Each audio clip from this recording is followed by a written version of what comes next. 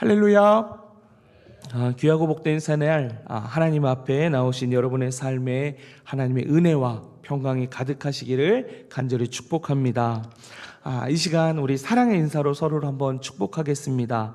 주님이 당신의 목자이십니다. 주님이 당신의 목자이십니다. 주님이 당신의 목자이십니다. 아멘. 오늘 함께 본 이 시편 23편은 시편 많은 150편의 시편 가운데 신앙인들로 하여금 암송할 정도로 가장 사랑을 받는 시편입니다. 6절로 된 이 짧은 시와 함께 그 내용도 시를 읽는 사람들로 하여금 이 시의 내용이 무엇인지 선명하게 그려볼 정도로 그 내용이 분명한 시입니다. 그렇게 되어 있기 때문에 사랑받는 이유도 있지만 이 시를 읽는 사람들로 하여금 위로와 소망을 얻게 되고 또 힘을 얻기 때문에 이 시편 23편이 많은 사람들로 하여금 사랑받는 그 시편입니다. 시편 23편의 표제어를 통해서 볼 수 있는 것처럼 이 시편은 다윗의 시입니다. 자신을 양으로 비유하고 있고 또 하나님을 목자로 비유하고 있습니다. 여러 비유들 가운데 굳이 다윗이 자신을 양으로 하나님을 목자로 비유한 이유가 있지 않겠습니까? 그 이유는 다윗 스스로가 적국의 장수였던 골리앗과의 그 대결에서 승리하기 전까지 다윗이 했던 일이 무엇이냐? 바로 양을 치는 목자였기 때문입니다. 그래서 다윗은 그 목자와 양과의 관계를 누구보다 잘 알고 있었던 사람입니다. 그래서 그런 자신의 경험을 바탕으로 이 시를 지을 수 있었던 것입니다. 여러분의 그 경험, 여러분이 하는 일, 그런 것을 통하여서 여러분도 다윗과 같이 비유하시면서 노래하실 수 있으시겠습니까? 다윗과 같이 하나님께서 살게 하신 그 삶의 경험들을 통해서 하나님을 찬양하게 되시는 여러분 되시기를 축복합니다. 다윗이 자신을 비유한 양에게는 특징이 있습니다. 어떠한 특징을 가지고 있냐면 여러 번 들으셔서 알고 계실 겁니다. 이 양에게 가지고 있는 특징이 뭐냐면 시력이 좋지 않다라는 겁니다. 그래서 스스로의 길을 찾아서 갈 수 없는 게 이 양의 모습이라는 거죠. 그래서 풀과 물을 먹어야 살 수 있지만 풀밭으로 갈 수 없고 쉴만한 물가로 찾아갈 수 없기에 스스로를 생존할 수 있는 그 능력이 없는 유약한 존재가 바로 이 양의 특징입니다. 우리 인생도 이와 같다라는 것을 보게 됩니다. 한 치 앞을 내다보시는 분이 여기 계신가요? 내 앞에 어떤 일이 생길지를 알고 사시는 분들이 계시다는 겁니다. 우리는 한 치 앞을 내다볼 수 없습니다. 그리고 우리가 어디로 가야 살 수 있는지도 알 수 없는 그런 존재입니다. 그렇기 때문에 우리에게 반드시 필요한 것이 있습니다. 우리로 하여금 먹고 마시게 하며 우리의 생존을 책임져 주실 목자가 우리에게 필요합니다. 목자는 양을 돌보는 사람을 말합니다. 양들을 먹이고 양을 노리는 맹수들로 하여금 보호하며 길을 인도하는 역할이 바로 목자입니다. 우리에게 이러한 역할을 하시는 목자가 되시는 분이 계십니다. 누구이죠? 바로 하나님이십니다. 하나님은 저와 이 자리에 있는 여러분의 목자이십니다. 하나님이 저와 여러분의 목자가 되어주셔서 1절의 고백과 같이 내게 부족함이 없으리로다 라고 노래하는 복된 삶을 사시는 여러분 되시기를 축복합니다. 하나님이 나의 목자가 되어주실 때 우리는 하나님의 공급하심과 보호하심을 누리며 살 수 있습니다. 그럼 하나님이 나의 목자가 되어주셔서 공급해 주시고 보호해 주시기 때문에 우리의 삶에 어려움이 오지 않느냐? 다시 말씀드리면 하나님이 나의 목자가 되시기 때문에 그분이 나에게 공급해 주시고 보호해 주시기 때문에 우리의 삶에 어려운 일들이 찾아오지 않느냐? 그렇지 않은 상황에 우리는 당황할 때가 종종 있습니다. 시편 앞에 있는 책이 어떤 책이죠? 욥기입니다. 우리는 이전에 욥기 말씀을 보았던 적이 있었는데요. 그 욥기를 보아도 이유를 알 수 없는 그 고난으로 하나님의 공의와 사랑에 의심하는 때가 있었습니다. 다윗의 삶을 보아도 왕으로 기름을 부음을 받았고, 그리고 적국의 장수를 쓰러뜨리고 전장에서 많은 공을 세우면서 하루아침에 스타가 되었습니다. 그리고 전쟁 영웅이 되었습니다. 그런데 그의 삶이 평탄했느냐? 그렇지 않았음을 우리는 그의 성경이 드러내는 그의 생애를 통해서 보게 됩니다. 자신의 장인이자 이스라엘의 왕이었던 사울이 시기하여서 다윗을 죽이려고 했습니다. 그래서 그 죽임을 모면하기 위해서 도망자 신세가 되었습니다. 뿐만 아니라 아들도 반역을 했습니다. 그래서 그 아들, 사랑하는 아들을 피해서 도망갈 수밖에 없는, 또다시 아픔을 경험하는 도망자의 신세가 되었던 것이었습니다. 이처럼 우리는 하나님을 우리의 목자로 고백하여도 우리의 삶에서 여전히 고통의 순간을 만나게 된다라는 겁니다. 본문 4절과 같이 사망의 음침한 골짜기를 다니는 그런 경험들을 하게 된다라는 겁니다.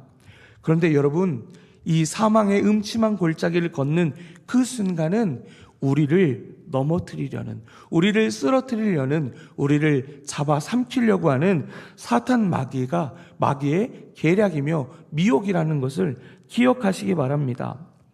4절 중간을 보면 이렇게 되어 있는 것을 보게 됩니다. 해를 두려워하지 않는다.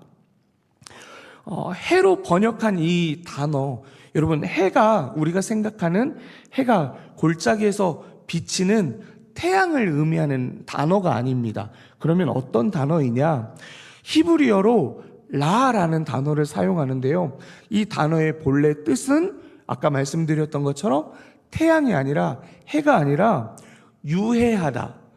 유해하다의 해, 곧 악을 뜻하는 단어입니다. 그래서 악이라는 단어를 뜻을 가지고 있는 그 의미를 가지고 이 본문의 말씀을 다시 한번 보게 되면 양을 먹잇감으로 삼으려고 하는 맹수들을 두려워하지 않는다라고 해석할 수 있습니다. 곧 우리 인생을 어려움으로 주는 그 존재들을 두려워하지 않겠다라는 것으로 볼 수 있다라는 겁니다.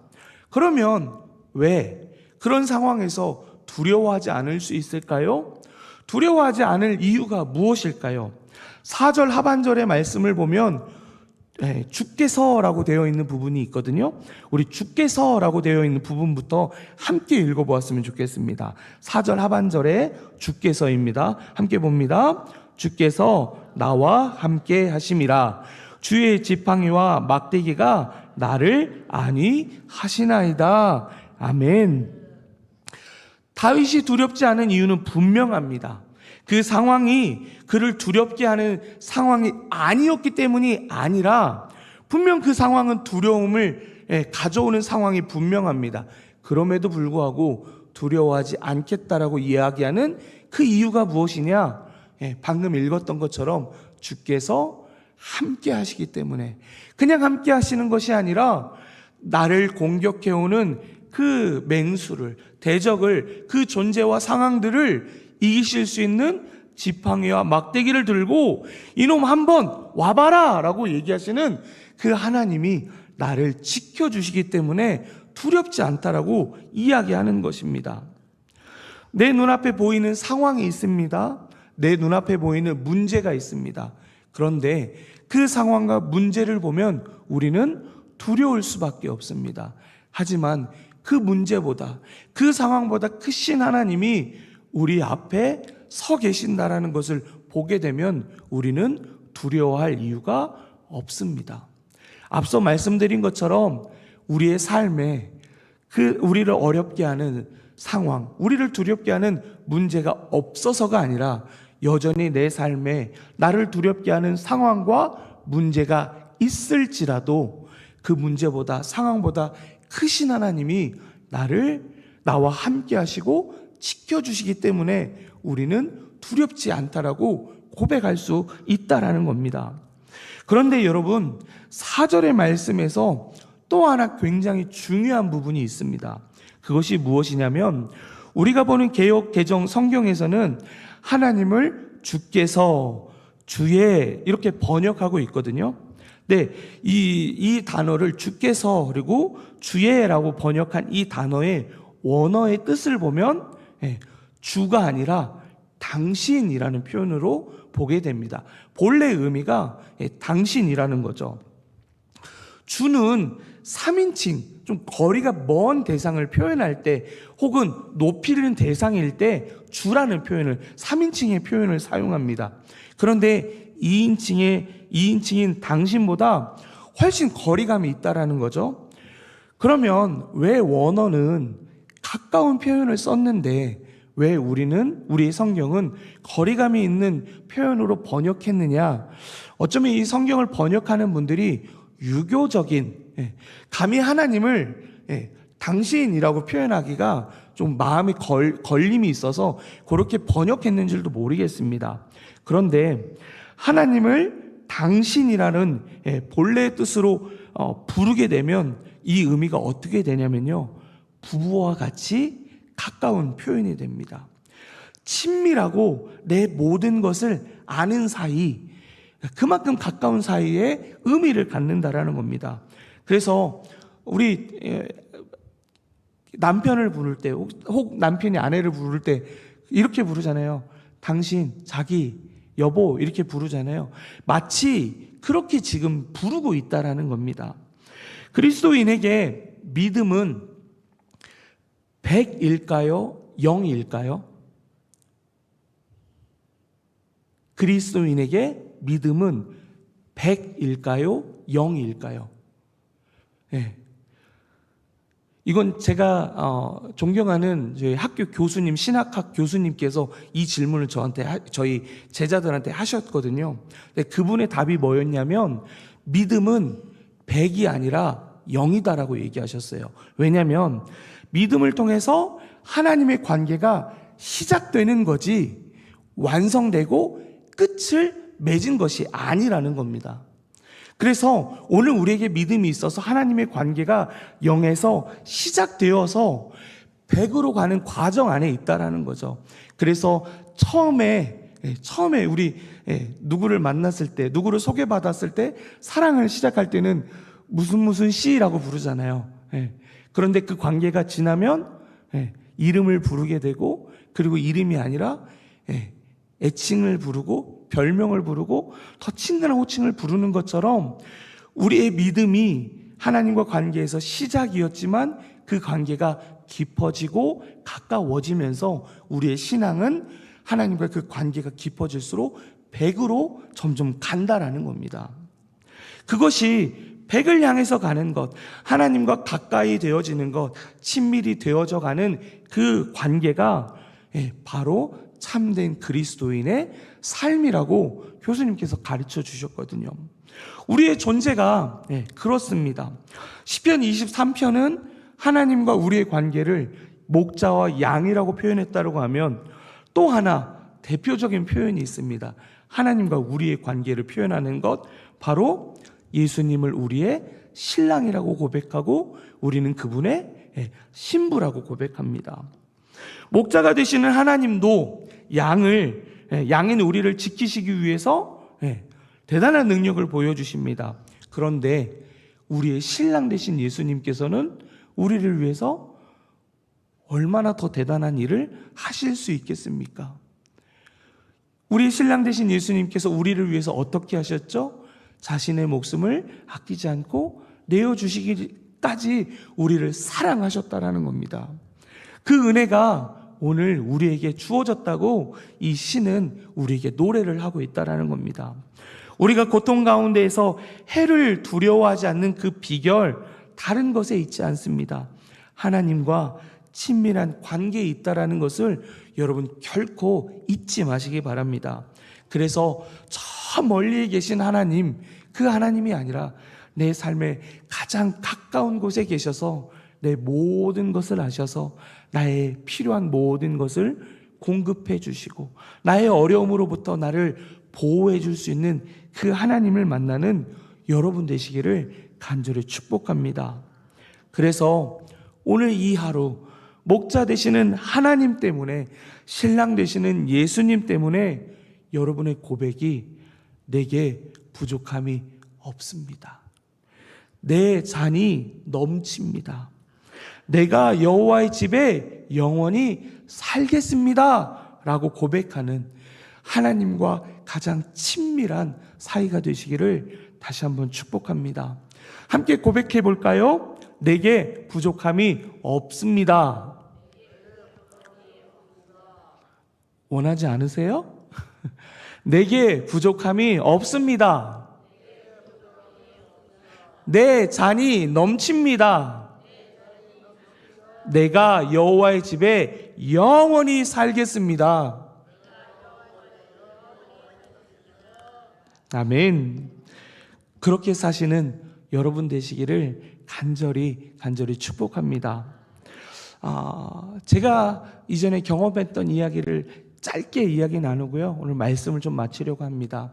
제가 대학을 졸업하고 2년의 광야의 시간을 보냈던 때가 있었습니다. 왜냐하면 제가 대학을 졸업하고 당연히 자연스럽게 대학원을 가는 게 맞는 상황이었거든요. 그래서 실제로 대학원을 지원을 했어요. 근데 그 즈음에 누나랑 이렇게 대화를 나누다가 누나가 저한테 이런 얘기를 하더라고요. 내가 너를 도와줄 수 있는 것도 아니고 우리 가정 형편이 좋은 것도 아닌데 너가 계속 공부하는 것이 좀 욕심인 것 같아, 이런 얘기를 하더라고요. 근데 그 말이 그때는 서운하게 들리지 않고 맞는 얘기처럼 들렸어요. 그래서 면접 당일날 잠수를 탔어요. 대학원을 가지 않은 거죠. 그러면서 제 안에 그러면 마음이 편했으면 좋았는데, 그리고 나서부터 2년 동안 지옥 같은 시간을 보낸 거예요. 뭘 해야 되지? 뭘 할 수 있지? 나는 이제 뭘 하며 살아가야지? 라는 고민을 이렇게 하다 보니까 어떤 고민까지 하게 되냐면요, 결혼이 걱정이 되더라고요. 어떻게 결혼하지? 아이를 낳으면 이 아이 분유값은 어떻게 해결하지? 기저귀 값은 어떻게 해결하지? 이 아이 유치원을 어떻게 보내지? 근데 여러분, 이 고민하기 전에 저는 여자친구도 없었거든요. 할 필요가 없는 고민들을 계속 하게 되더라고요. 그러면서 그 고민이 극으로 다르니까 어떻게 됐냐면 얼굴에 여드름이 27이 됐는데 여드름이 막 나기 시작하더라고요. 세수를 하고 나오면 그 여드름이 터져서 얼굴이 피범벅이 되는 거예요. 그 모습으로 앞에 서서 찬양 인도를 하고 지휘를 하고 그럴 수가 없겠더라고요. 그러면서 그 모든 것들 내려놓고 하나님 앞에 계속 엎드려서 기도하는데, 그때 제 마음 가운데 떠올랐던 한 말씀이 있었습니다. 어떤 말씀이었을까요?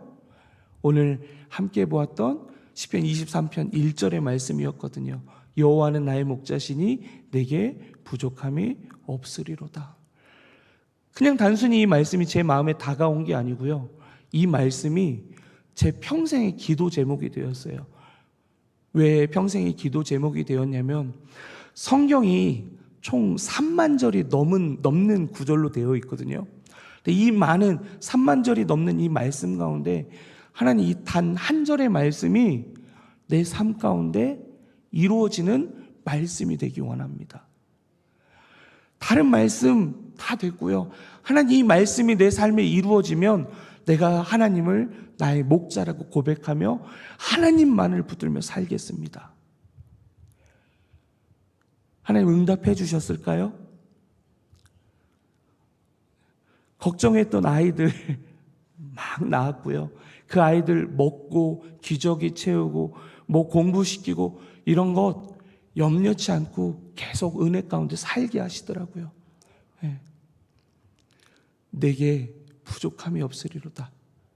왜요? 주님이, 하나님이 나의 목자가 되어주시기 때문에.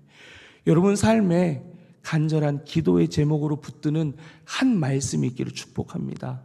그래서 그 말씀, 한 절의 말씀이 여러분의 삶에 반드시 이루어져서 하나님을 나의 목자라고 고백할 수밖에 없는 그 믿음의 은혜가 여러분의 삶에 충만한 오늘 하루가 되기를 간절히 축복합니다.